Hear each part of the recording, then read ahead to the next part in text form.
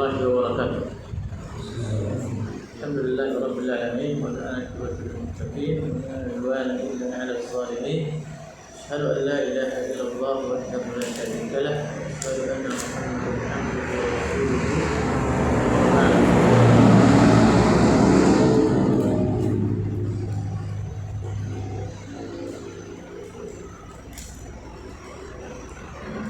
Segala puji kita panjatkan kehadiran Allah Subhanahu wa taala, di mana Allah Subhanahu wa taala masih senantiasa memberikan kenikmatan kepada kita semua, menumbuhkan keimanan kita di dalam berislam.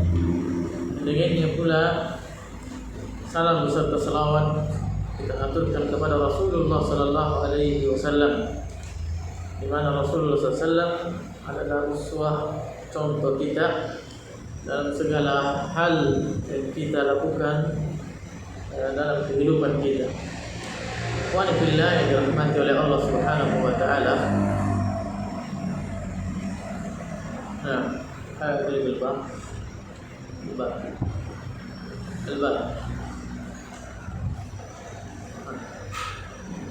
Ini apa? Ini apa?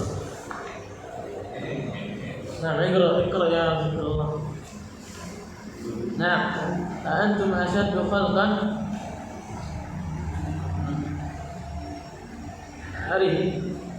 أأنتم أشد خلقا أم السماء بناها؟ تفضل. آية هنا القراءة يعني ما هو الآية 27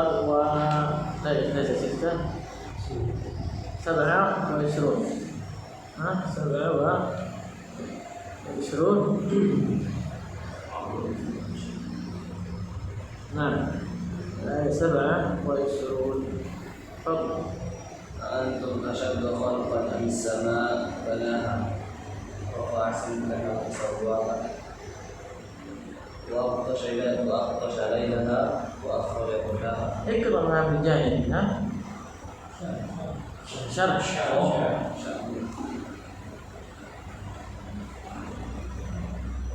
أنتم نعم بتحقيق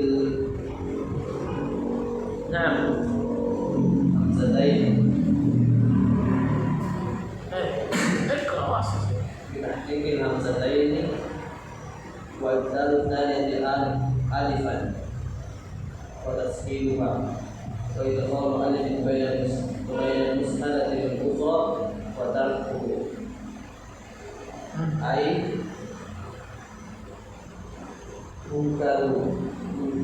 منكر بأتي أشد خلقا من السماء أشد خلقا بينها بيان بكيفية خلقها. رفع سمكها تفسير لكيفية البناء أي البناء ليس بناء. تفسير لكيفية البناء. نعم أي جعل سمتها في جهة العلو رفيعا. وقيل سمكها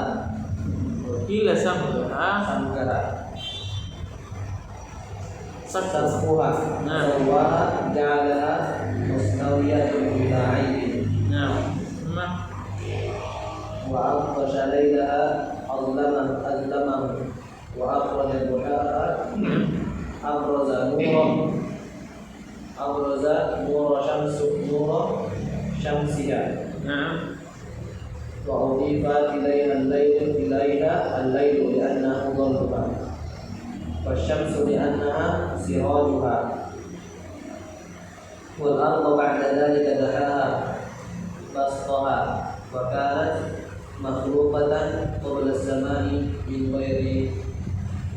غير لحم. أخرج حال بإضمار قد أي مخرجا منها ماءها بتقدير عيونها ومرعاها ما ma tar'aun ni'mah ma tar'aun ni'mah Nah, ma tar'ahun na'amu ma tar'aun na'amu min asy-syajari wal 'ashbi wa ma ya'kulu an-nasu min al-aqwati wat thimari wa itlaqul mar'a alaihi isti'aratu wal jibala arsaha athbataha ala wajhi al-ardi litaskuna mata'an maqulun lahu bimuqaddarin ay bidzalika fa'ala dzalika manfa'atan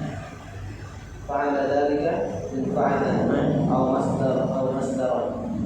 masdar ay tasdi'an lakum wa li'an'amikum dan na'ama wa hiya al-ibilu wal baqaru wal ghanam. خلاص الحمد لله رب العالمين. أأنتم أشد خلقا أم السماء بناها. Ini istifham. Ya, min fawaid. Di antara faedah pertanyaan adalah apa dia? At-tafkhim wa at-ta'zim. Di antara faedah dari pertanyaan dalam Al-Qur'an adalah tafkhim wa at-ta'zim. Ya, supaya perkaranya didengar lebih besar, perkara yang agung. Sebagaimana amma yatasaalun bisa saja Allah Subhanahu wa taala mengungkapkan dengan yatasaalun.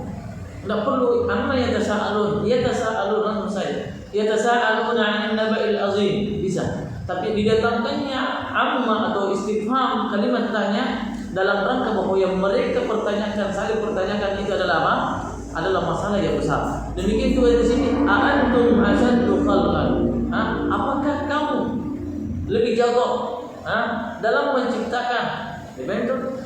A'antum asyaddu khalqan amis sama'u banaha, atau dia yang lebih jago? Allah Subhanahu wa taala yang lebih hebat. Maknanya di sini adalah a'antum asyaddu khalqan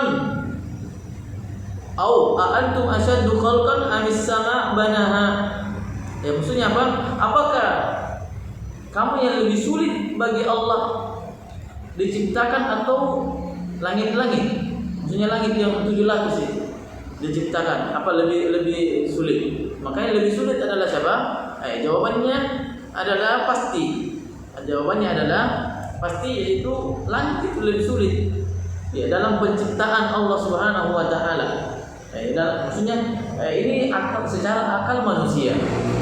Allah Subhanahu wa taala menghitung kita bahwa manakah yang lebih sulit. Kita memandang, kita secara akal manakah yang lebih sulit? Manusia itu diciptakan atau langit ini yang 7 lapis yang tinggi tanpa ada tiangnya? Maka manusia itu pasti memahami bahwa tentunya langit lebih sulit dalam proses penciptaannya dibanding manusia. Tetapi bagaimanapun sulitnya langit, namun ternyata manusia lebih mulia daripada langit. Namun manusia lebih mulia daripada langit. Nah, di sini pertanyaannya adalah untuk siapa? Untuk orang yang tadi, siapa orang Fir'aun dan siapa saja yang mengikutinya. Bagaimana keadaan Fir'aun mengingkari hari kebangkitan? Mengingkari hari kebangkitan. Maka pertanyaan ini untuk orang yang ada para pengingkar hari kebangkitan. Nah, maknanya atau kalimatnya aslinya adalah a'antum asyaddu khalqan am asyaddu khalqan as-sama. Itu maksudnya. Itu takdirnya? A'antum asyaddu khalqan aw amis sama'u asyaddu khalqan. Bana. Manakah yang lebih sulit? Penciptaan engkau atau penciptaan malaikat? Nah, asyaddu khalqan banaha bayanul kayfiyati khalqiha. Bayan li kayfiyati khalqiha. Langit itu diciptakan di atas, maksudnya ditinggikan. Itu maksudnya. Bagaimana cara Allah menciptakan langit? Ya ditinggikan, itu maknanya. Bagaimana cara Allah menciptakan langit? ditinggikan. Rafa'a samkaha fasawwaha. Rafa'a samkaha, ini disebutkan di sini apa? Kaifiyah tafsirul li kaifiyatil bina. Apa cara membangunnya bagaimana? Rafa'a samkaha. Rafa'a ila al-ulu. Rafa'a ila al-ulu. Sebagian di sini disebutkan saqfuha, yaitu ditinggikannya apa? Mana saqfuha? Ini kalau kita falkumnya bayar, atapnya bumi ini itu ditinggikan. Nah, ja'ala simataha, ja'ala simataha jihatal 'uluwi rafi'an, yaitu dijadikannya langit itu di atas, di atas, ya di ke arah atas. Rafi'an qila samkaha yakni saqfuha, apa dia? Nama atapnya. Fasawwaha ja'alaha mustawiyan bila 'aib. Ja'alaha mustawiyan bila 'aib. Berarti langit bagaimana langit? Mustawiyan. Mustawiyan. Apa datar? Bila 'aib, tanpa ada celah. Tanpa ada kekurangan. Tanpa ada kekurangan, tidak ada apanya? Tidak ada apa namanya? Tidak ada celah, tidak ada bengkok-bengkoknya. Sangat mulus langit itu, sangat mulus. Yang kemudian para ilmuwan menyebutkan bahwa yang kita lihat warna biru itu adalah batas penglihatan seseorang. Adapun langit itu maka langit itu tidak bisa dilihat secara langsung begini dari bumi ke atas. Tidak bisa dilihat. Kenapa? Karena di atas, di luar bumi ada apa namanya? Ada planet. Di mana tinggal planet itu? Di atas langit atau di bawah langit? Di bawah langit. Di bawah langit. Yang kemudian kenapa Allah Subhanahu wa taala mengajak kita bicara dengan menyebut langit padahal kita tidak melihatnya secara langsung? Kenapa? Ini namanya khitabun adabi. Khitab adabi. Allah Subhanahu wa taala mengajak kita berbicara sesuai dengan pemahaman manusia saat itu. Sesuai pemahaman yang apa yang bisa dinalar, ditangkap oleh panca indera manusia, yaitu melihat bahwa biru itu adalah langit, bahwa yang biru itu adalah langit. Atau bisa saja bahwa biru itu di siang hari saat kita lihat itu memang langit. Terus kenapa tidak bisa dilihat planet-planet? Karena apa? Karena cahaya matahari yang begitu tajam. Begitu tajam. Saya sebutkan bahwa di sini disebutkan kita dikhitab dengan langit, padahal langit kita tidak lihat. Kalau memang itu, maka berarti menunjukkan bahwa kalimat Allah Subhanahu wa taala dia adalah maknanya apa? Khitabun adabi. Apa dia khitabun adabi? Mengajak bicara manusia dengan sesuatu yang bisa dinalar oleh manusia itu sendiri. Karena Allah Subhanahu wa taala tidak mengajak manusia berbicara, tidak diberikan perintah kepada manusia sesuatu yang tidak mereka pahami. Karena itu kurang beradab. Kalau sesama manusia bagaimana dengan Allah? Maka ini juga menunjukkan bahwa batilnya perkataan orang-orang Asy'ariyah. Yang mereka tatkala berbicara tentang asma wa sifat, mereka senantiasa menyandarkan maknanya kepada Allah Subhanahu. Hanya Allah yang tahu maknanya. Kalau hanya Allah yang tahu maknanya, berarti Allah menghitab kita sesuatu yang kita tidak pahami. Maka ini aslinya adalah pemahaman daripada siapa? Orang Mu'tazilah. Orang Mu'tazilah.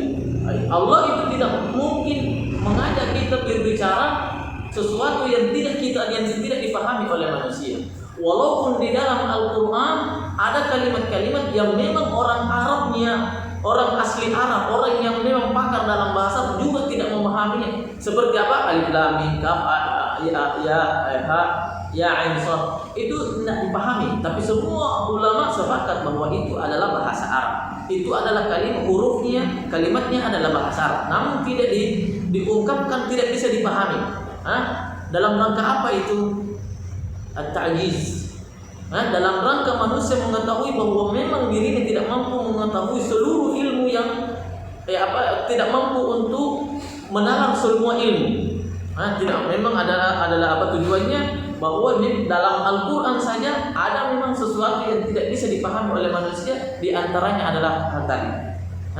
Ya kalau di antara mereka mengatakan bahwa ya ini adalah nanti adalah ar-rasikhuna fil ilmi yaqulun. Maka berarti ar-rasikhun atau anggaplah dia adalah mustabihat. Mustabihat itu siapa? Mustabihat itu siapa? Mustabihat bagi kita orang awam. Tapi belum tentu menjadi mustabihat bagi para ulama. Maka kalau mustabihat bagi kita, siapa yang kita ikutin? Sementara ada yang sudah nyata bahwa dia adalah ulama yang memahami artinya. Berarti kita yang mengikuti para ulama, bukan menyandarkan langsung kepada Allah Subhanahu wa taala, yaitu tauhid. Dipahami? Itu ketemu.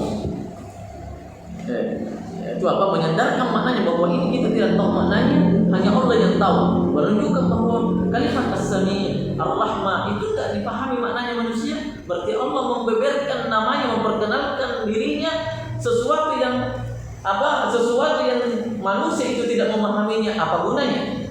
Berarti apa gunanya Allah beberkan? Allah membicarakan tentang sifat-sifatnya kepada kita, padahal kita tidak memahami maknanya.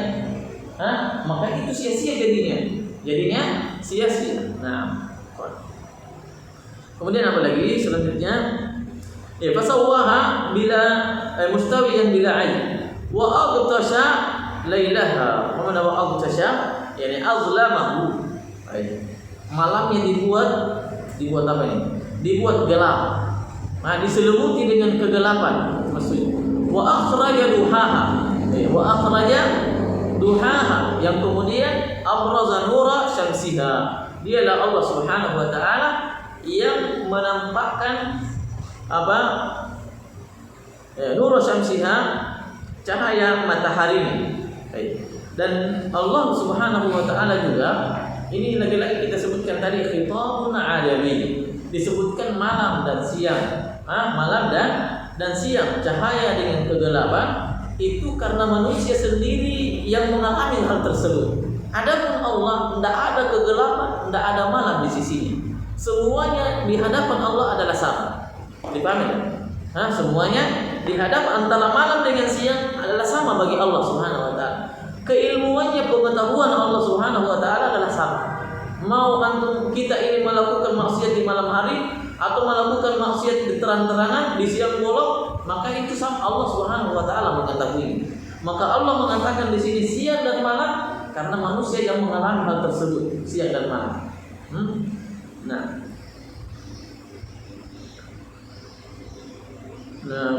Wa aghtasha lailaha wa akhraja duhaha.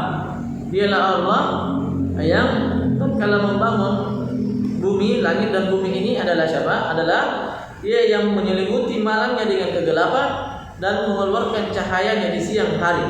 Wa udifa ilaiha al-lail. Ilaiha al-lail. Al-lailu li'annahu dhallaha. Disandarkannya apa? Malam itu kepadanya karena dhallaha, dialah yang maksudnya ke langit. Karena dhallaha, mana dhallaha? Langit itu menaungi malam. Langit itu menaungi malam. Berarti malam berada di dalam diri kita ini, di kolom langit. Itu maksudnya.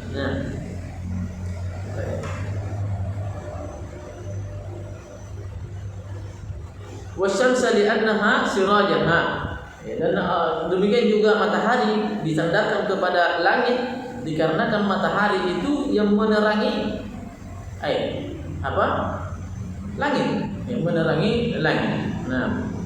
Wal arda ba'da zalika dahaha. Kemudian setelah itu langit kemudian bumi setelahnya itu dahaha, dihamparkan. Dihamparkan. Perhatikan, di sini disebutkan penciptaan langit dulu, baru kemudian penciptaan bumi. Padahal di dalam surat Al-Baqarah bumi dulu, baru kemudian langit. Terbalik atau tidak? Terbalik. Mana yang lebih dulu itu? Maka para ulama menyebutkan di sini qabla, ada di sini maknanya qabla. Di antara ulama makna ba'da di sini adalah adalah qabla. Wal arda ba'da maknanya adalah wal arda qablaha. Dipahami tak? Antum baca di tafsir sebagaimana yang disebutkan oleh Imam Ibnu Jauzi, Zadul Masir atau di kitab Fathul, semua yang kita tafsir sebutkan. Fathul Qadir atau Rumus Nur, semua tafsirnya disebutkan bahwa kalimat makna di antara makna di sini supaya ada kecocokan dengan apa yang ada di surat Al-Baqarah, bahwa bumi dulu baru kemudian langit. Bumi dulu baru kemudian langit. Kenapa demikian? Karena itulah yang sesuai dengan fitrah manusia. Fitrah manusia. Tidak ada orang bangun rumah atapnya duluan. Pasti bikin dulu apa? Lantainya. Maka fitrah manusia demikian. Maka tidak mungkin, karena Allah tidak mencipta. Kalau dibilang mampu tidak, mampu masalah. Kalau dibilang masalah mampu, Allah mampu atau tidak mampu. Tetapi deretan untuk mana yang lebih awal, langit atau bumi duluan, maka bumi dahulu. Kayak para ulama mendatangkan maknanya di sini bahwa ba'da adalah apa?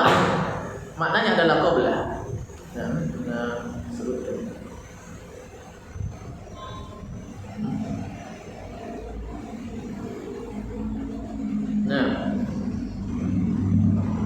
Ini dia.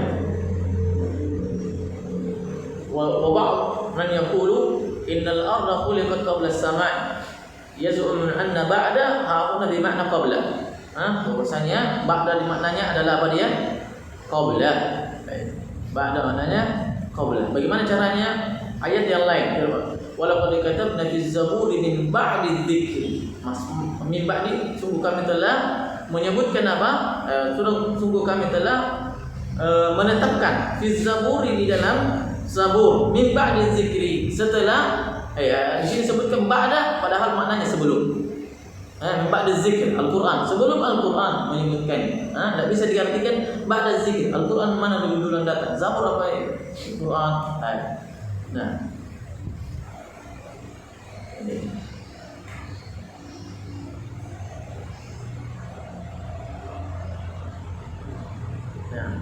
Atau maknanya adalah boleh jadi Al-Quran bumi itu memang diciptakan sebelumnya, diciptakan sebelum langit. Kemudian untuk diratakan, bumi itu diratakan itu saat langit sudah diciptakan. Paham tidak? Diciptakan dulu, tapi belum diratakan. Belum dijadikan berhampar begitu. Belum dihamparkan, belum dimudahkan oleh Allah Subhanahu wa taala, masih sulit. Itu kemungkinan berikutnya. Kata beliau, wala yamtani'u an yakuna an takuna al-ardhu khuliqat qabla as-sama'. Dan tidak menutup kemungkinan bahwa bumi itu diciptakan sebelum langit. Summa duhiyat ba'da kamalis sama'. Kemudian lalu dihamparkan setelah diciptakan bumi. Artinya berarti sebelumnya bumi itu diciptakan dalam keadaan sulit terlebih dahulu. Mungkin belum rata, belum mudah untuk ditanami, belum mudah untuk dilalui dalam keadaan bersafar. Diciptakan, sekedar diciptakan saja dulu. Kemudian diciptakan lagi apa? Langit. Setelah diciptakan langit baru kemudian dihamparkan. Paham? Itu kemungkinannya. Atau tadi ada tafsirannya bahwa ba'da di sini maknanya apa? Maknanya adalah qabla. Wal arda ba'da dzalika dahaha wa kanat makhluqatan. Beliau miring ke sana juga. Condong bahwa wal arda ba'da dzalika wa kanat makhluqatan qabla as-sama'i min ghairi dahw. Ini yang dipakai beliau. Tafsirannya apa? Tafsiran ada rujukannya, ada ikutannya. Kita sudah tahu bahwa di antara manhaj Ahlussunnah wal Jamaah apa dia? Semua pendapatnya ada yang dia ikuti. Maka beliau mengikuti beliau. Atau dia baca tafsir apa saja pasti ada ikutannya. Ada ikutannya. Kecuali yang kita sudah sebutkan apa itu? Al-Irad di surat Al-Fatihah. Tidak ada ikutannya dari ulama salaf. Karena dia sampai terputus.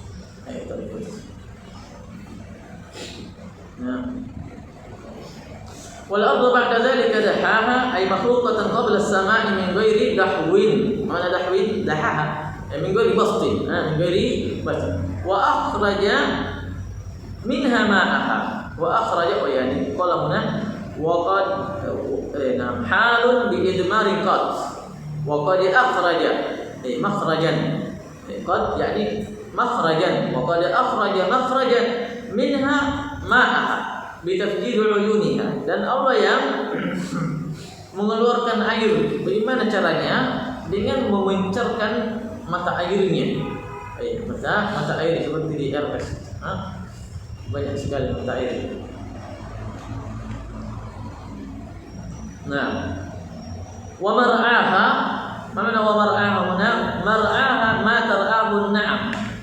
Mana ma tar'ahu an-na'am? Ma ta'kuluhu. Di sini maknanya apa? Ma ta'kuluhu an-na'am. Jamak dari apa sebelumnya? Na'am, ada ini dalam hadis ada. Apa dia? La an yahdiyallahu bika rajulan. Hadis ini siapa? Ali radhiyallahu taala anhu. La an yahdiyallahu bika rajulan khairul laka min humurin na'am. Min humurin an-na'am. Dijadikannya orang mendapatkan hidayah disebabkan karena engkau itu lebih baik daripada engkau memperoleh unta merah. Unta merah. Maka di sini adalah unta disebutkan. An-na'am di sini artinya unta. Beda kalau an-ni'am berarti jamak dari ni'mah.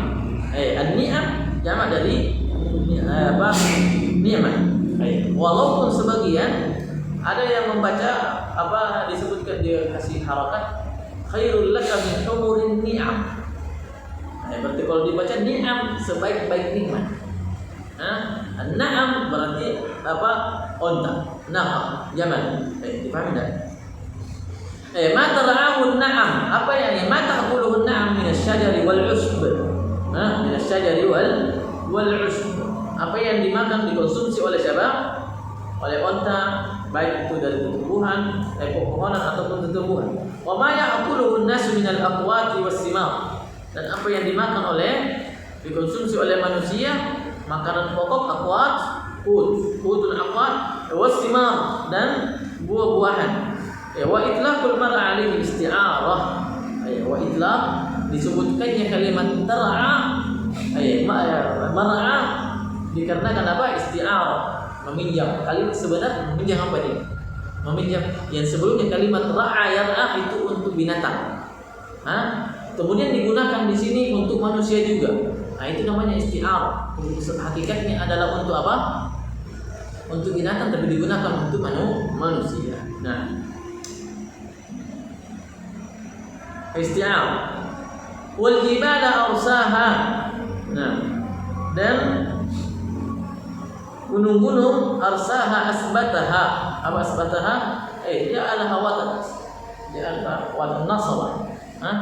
Ditancapkan arsaha. Asbataha ala wajhil ardi litaskun, supaya bumi itu apa? Tenang. Ini yang pernah saya sebutkan bahwa awal kali penciptaan bumi itu adalah haram kasir, bergoyang. Kemudian ditancapkan apa? Gunung. Maka dia jadi tenang. Maka antum perhatikan penelitian orang, di mana ada gunung di situ banyak gempa. Di mana banyak pegunungan di situ banyak gempa.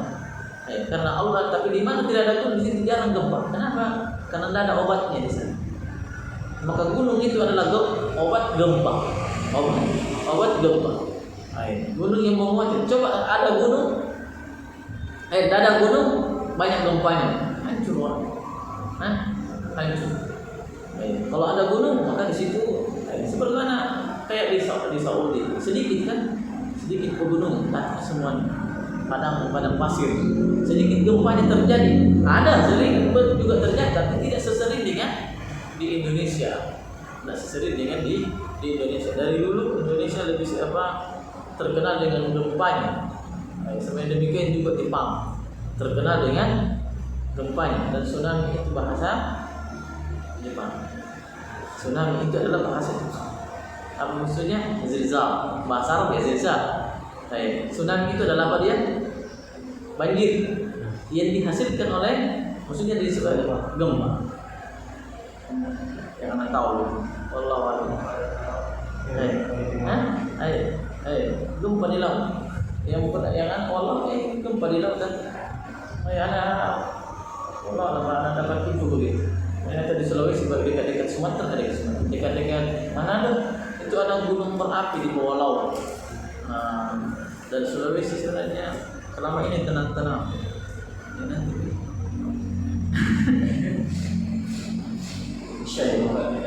Amin. Wal jibala arsaha, ya, dan apa gunung-gunung ditancapkan agar bumi itu tenang, dan ini semuanya pembeberan nikmat dari Allah Subhanahu wa taala. Allah membeberkan nikmatnya kepada kita semua.